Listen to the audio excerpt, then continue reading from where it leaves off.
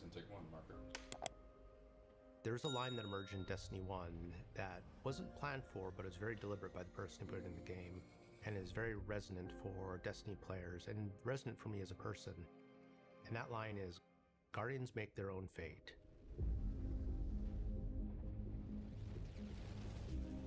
That still gives me goosebumps. For me, that has sort of become a touch point for the Destiny story. Again and again, external forces come and try to impose a fate upon you and humanity.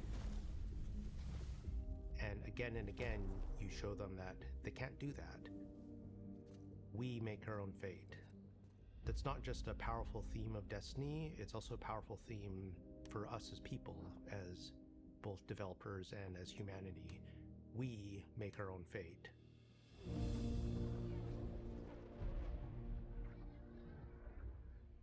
When you're talking about 10 years of story, there's a lot of stuff crammed in there, and there's a lot of things that we could do and could talk about. But as storytellers, the hardest part isn't coming up with the ideas, it's knowing which ones are the important ones. We want to tell a story that makes you, the player, feel like all of that time that you invested, we saw you, and we want to give you the experience that you've been waiting for. We looked at everything we had, we laid it all out, like whiteboards and like everything. We were trying to look for a theme that felt resonant, not just for this story, but for Destiny as a whole. And the theme that we kept coming back to was purpose and fate.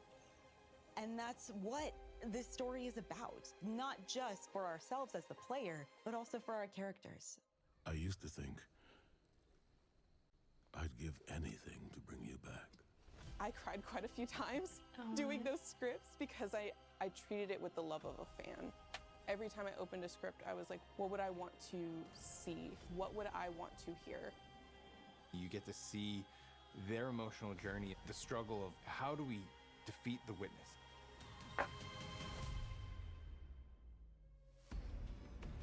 Let us bring an end to your futile exertions.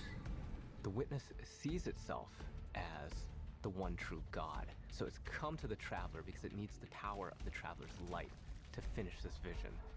Its goal is salvation. Why don't you want that?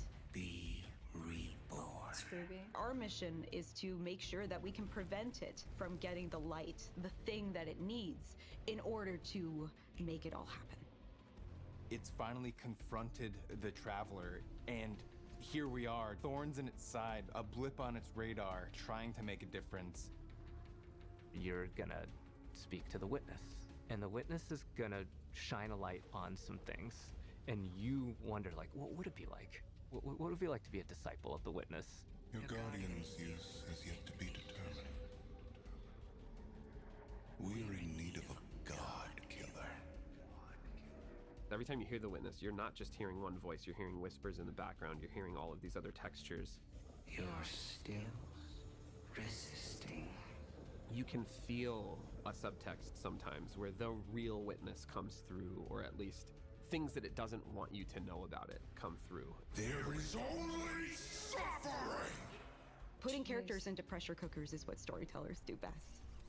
And I can't imagine a more intense pressure cooker than it's the end of the world. If we fail, everything is frozen forever, and only we can do it. It's just the handful of us inside of a god.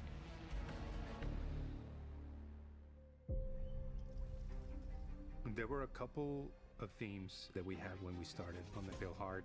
The two main ones that I remember were surreal and shattered to spire. Seeing how they put a tiny little guardian at the beginning of this vast journey that's spreading out in front of you really put into perspective the scale that we needed to hit in order to make the Pale Heart look and feel dangerous and ambitious and vast. When we were thinking of surreal things, it was a bit of a challenge, because how do you make something surreal? For me, is putting familiar things out of context. What is the thing when you turn the corner that you are not expecting? That's creepy. So that's when we play with scale, we play with unexpected things, repetition. There's this awesome piece of concept art that is like this massive ghost in the horizon, and you just like go over there and it's just like broken down in the middle, and it's just weird in a way that is unsettling, but at the same time feels very visceral. Another one that we used was body parts, and it sounds I a see bit a lot strange. of body parts.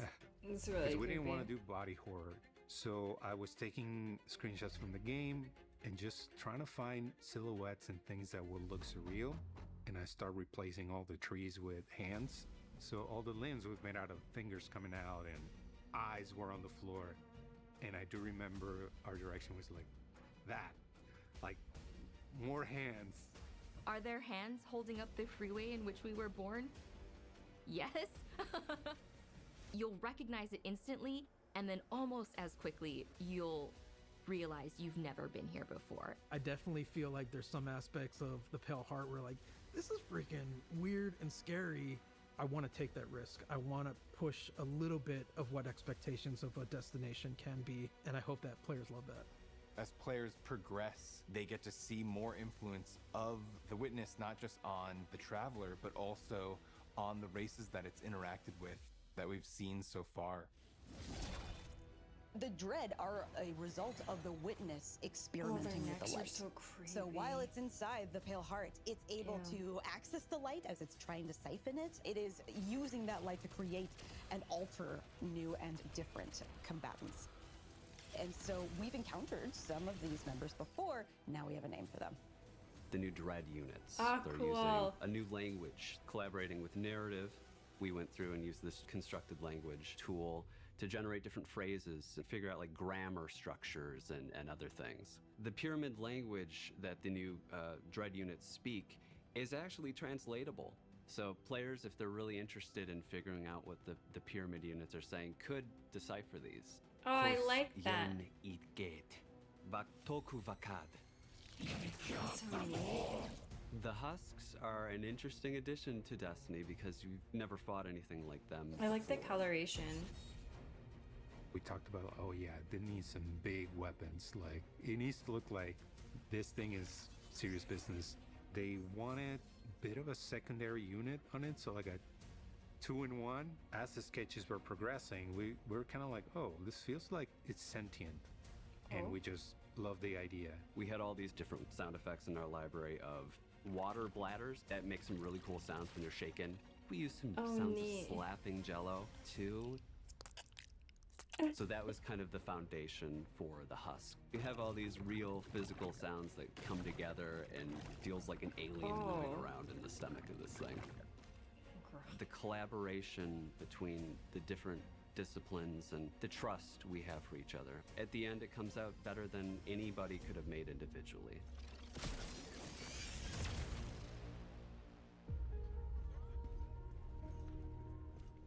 There's a moment where you realize, looking at the final shape, that it's not just a story about the Guardian's journey, it's also kind of the story of Destiny's journey. It starts in a place of uncertainty and challenge, and then it changes and evolves, and it proceeds forward into the unknown. And as you get closer to the final shape, those two experiences converge.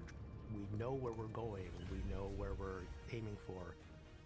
I feel very confident about the love and the work and the thoughtfulness that everyone working on this release put into it.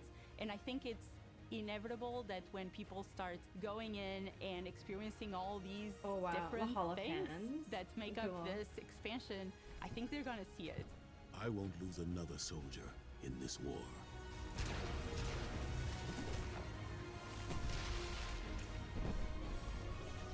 Oh, stunning. I love.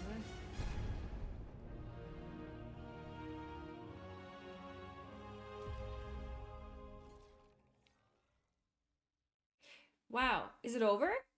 Oh my god, that was like the fastest 9 minutes I've ever experienced. I think Destiny is really special to me and to a lot of people because it really brings a lot of people together. And I thought it was really neat to hear them talk about some of the quotes from the game. And that really resonated with me because I've met so many special people in my life. And it's been so cool to watch such an incredible game bring everything all together.